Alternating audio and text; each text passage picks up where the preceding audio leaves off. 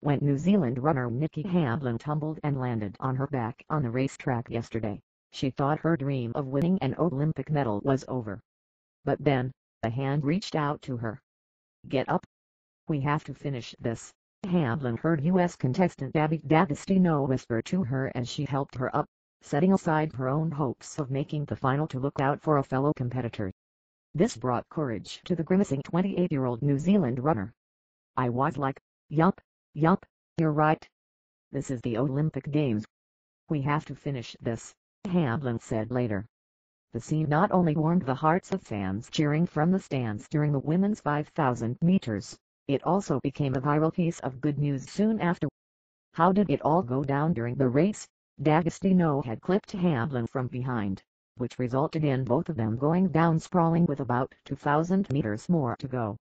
D'Agostino got up soon after and went over to help Hamblin, who had fallen heavily on her right shoulder and was just lying there, clearly in tears. Instead of just taking off for the finishing line, D'Agostino crouched down and helped the New Zealander get back on her feet, urging her not to quit. "That girl is the Olympic spirit right there," Hamblin said about D'Agostino. "I've never met her before. Like I never met this girl before. And isn't that just so amazing? Such an amazing woman." But as it turned out, D'Agostino had injured herself in the fall as well. Her ankle was hurt. And returning with support, Hamblin hung back with D'Agostino in the racetrack, offering encouragement as the American runner kept running with the injury. "She helped me first. I tried to help her. She was pretty bad," Hamblin said.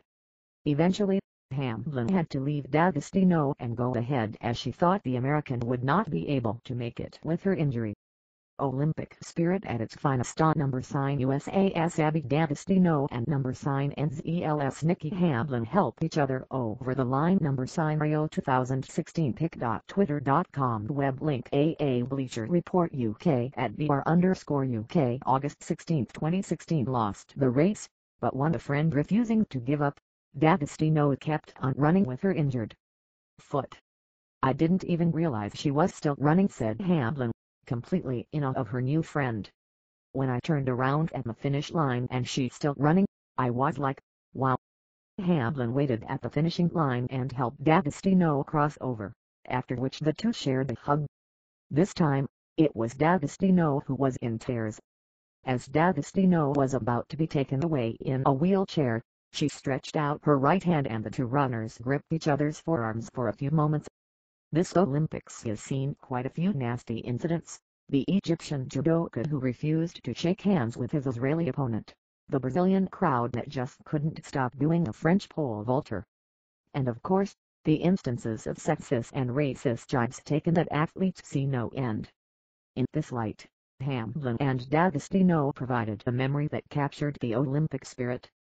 Olympic officials also decided that both runners and Austria's Jennifer Wenth, who was also affected by the collision, would have places in Friday's final. "I'm never going to forget that moment," Hamblin said. "When someone asks me what happened in Rio in 20 years' time, that's my story.